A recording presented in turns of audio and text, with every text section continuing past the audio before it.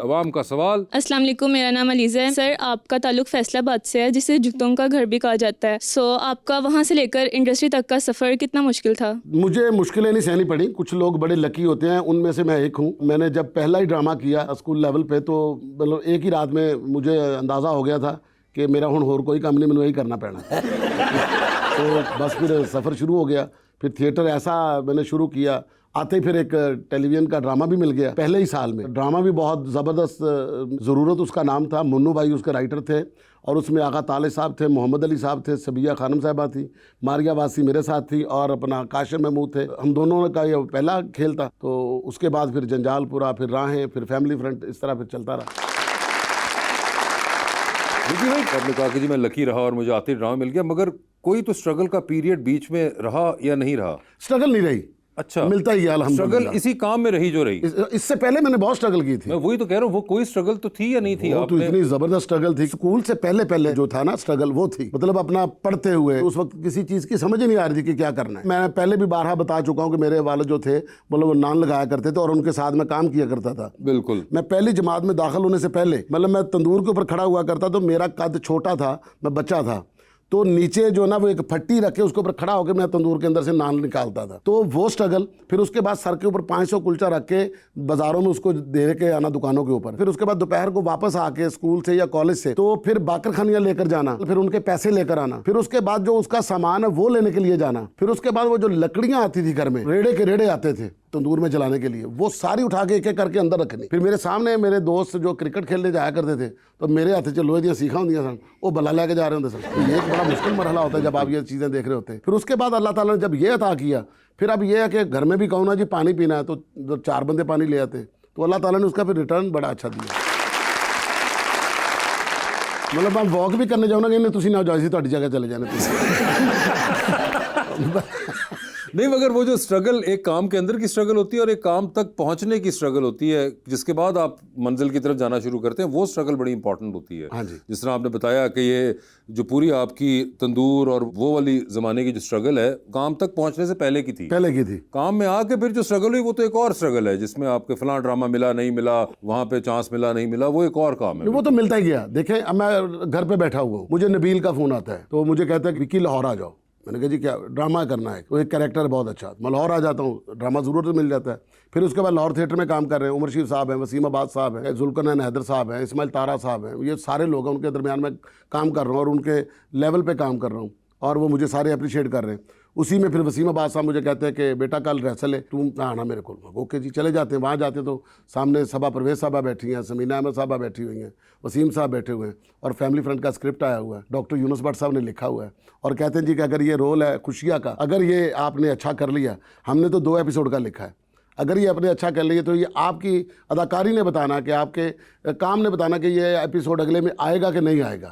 तो फिर उसके बाद 350 एपिसोड किया। बिल्कुल। फिर जब तक खुशियाँ नहीं आता था, एपिसोड नहीं चलता। और आपका वो आई थिंक उसमें एक वो बड़ा मशहूर तकिया कलाम था, पिछाना नहीं पिछाना। नहीं पिछाना। हाँ बिल्कुल। खुश रखे कोई भी नहीं पिछानता। अल्लाह ने इज्जत ही बड़ी दी है।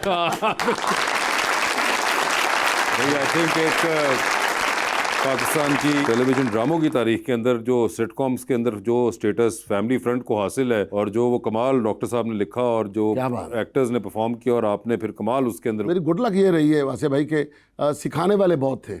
जैसे वसीमा भाई मेरे मतलब टीचर थे, फिर सबा परवेज साहिबा जो थी उनके साथ मैं कर रहा था। जब ये मैं कहता था ना पिछाना नहीं पिछाना, मौला खुश रखे कोई भी नहीं पिछानता, तो एक दिन मुझे कहती है कि नसीम तुम ये जो कहते हो पिछाना नहीं पिछाना, इसके मतलब का पता है? मैं सन्नाटे में चला गया। मैं कह नहीं, कहती इधर मैं बताती हूँ। कहती इसका मतलब ये है कि तुम एक फ्रॉडिया आदमी हो, झूठ बोलते हो, अपना कारोबार चलाते हो, कभी कुछ करते हो कभी कुछ करते हो, तुम्हारा कोई अपना काम अच्छा नहीं है। अब तुम आगे कहते हो पिछाना, उसके अंदर लिखा होता है कि नहीं मेरी लाइन होती है, तुम उसको ओवरलैप कर जाते हो, तो उसको नहीं को तुम नहीं सुनते, तो मुझे ज़बरदस्ती कहना पड़ता है, उसको ओवरलैप हो जाता है, पता नहीं चलता, फिर तुम्हें मतलब का नहीं समझ आती।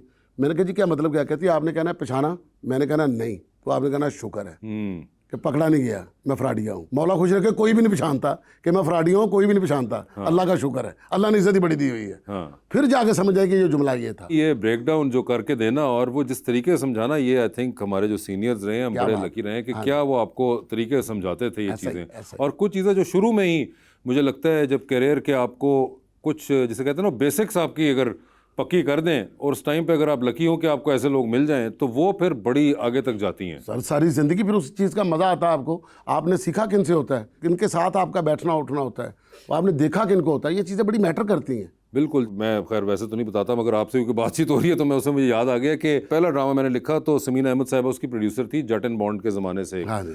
तो हम नए नए यंगस्टर चले गए लिख के, तो उस ज़माने में वो और उनके बेटे जैन अहमद, उन्होंने मुझे एक बात कही। उन्होंने कहा उस वक्त नया नया सेटेलाइट टेलीविज़न आना शुरू हो गया था, इंडस, ARY और ये आगे थे। तो इन्होंने कहा कि हमारा जो ड्रामा है वो इस वक्त अब तकरीबन ना कोई उस टाइम पे कोई पता नहीं कितने को 60-70 मुल्कों में देखा जा रहा था, अब तो बहुत मुल्कों में जाते हैं चैनल्स हमारे। तो उन्होंने कहा ये याद रखना कि बस ये ड्रामा जो है ना वहाँ पे जो भी देख रहे हो ना वो शर्मिंदा ना हो आपका ड्रामा देख के। तो कोई ऐसी बात नहीं कहनी। अच्छा वो ऐसी जेल में फंस गई,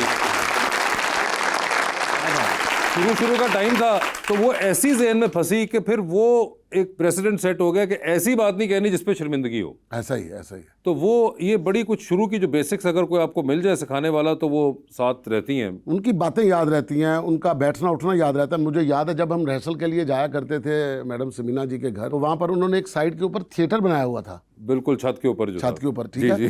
तो कहती मुझे थिएटर से इतना प्यार है कि मुझे लगता है कि मैं थिएटर के ऊपर हूँ। हाँ। मैं यहाँ परफॉर्म कर रही हूँ। मैंने अपने घर के अंदर वो एरिया इतना सा बना लिया हुआ। जो थिएटर के साथ प्यार करते हैं वो तो इस कदर करते हैं। बिल्कुल, नो डाउट। जी मैडम।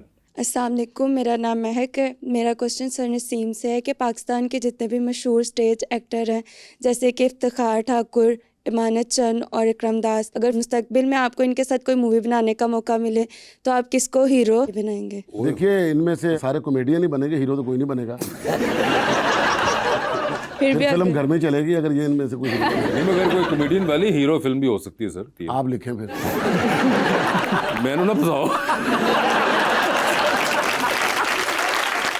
मैं आपको एक चीज बताऊं, पाकिस्तान में हमेशा से बहुत बड़े से बड़ा जितना भी कॉमेडियन हुआ कभी भी कोई हीरो नहीं हुआ। थिएटर का बंदा जिसने भी की है वो फ्लॉप ही हुए हैं, सबकी फिल्में फ्लॉप हुई हैं। कॉमेडियन को कॉमेडियन ही रहना चाहिए, क्योंकि कॉमेडियन जो होता है ना इसके अंदर सारी चीजें थोड़ी थोड़ी होती हैं। इसके अंदर थोड़ा सा हीरो होता है, इसके पास लाफ्टर होते हैं, थोड़ा सा ये रोमांस कर लेता है, थोड़ा सा ये फ्लर्टी होता है, थोड़ा सा एक्शन कर लेता है, कंप्लीट कुछ नहीं कर सकता। थोड़ी थोड़ी चीज जो है ना वो ट्रेलर में तो चल जाती है, प्रोमो तो आ सकती है, पूरी फिल्म नहीं बन सकती।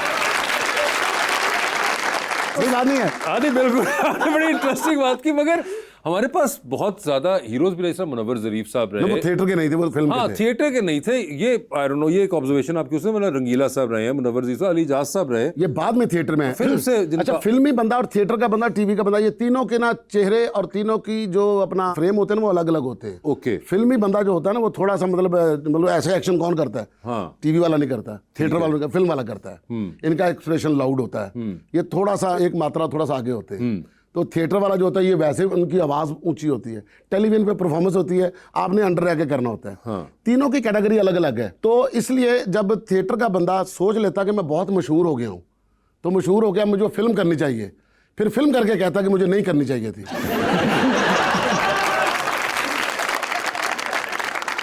मेरा काम अगर हंसाने का ना हीरो के साथ, मुझे हंसाना ही चाहिए।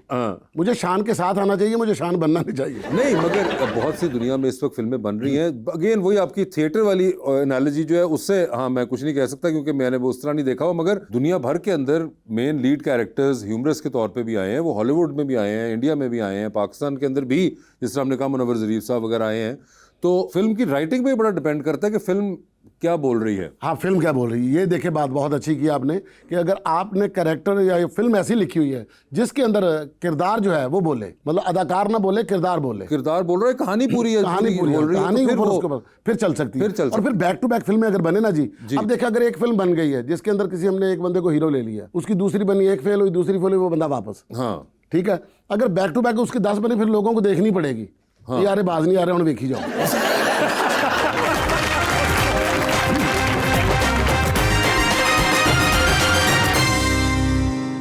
वेलकम बैक टू गपशप। विकी भाई हमारा अगला सेगमेंट है और करें पोस्ट। तो आपके कुछ पोस्ट हम आपको दिखाएंगे। अच्छा और आपसे पूछेंगे कि ये क्या हैं और कब की हैं और क्या मामला था इनके पीछे। अच्छा जी, ठीक है। तो ये आपने खुद ही लगाई हुई हैं जहां तक हमें पता है। अच्छा जी, जी दिखाइए जरा क्या कर रहे हैं नजीम विकी साहब पोस्ट।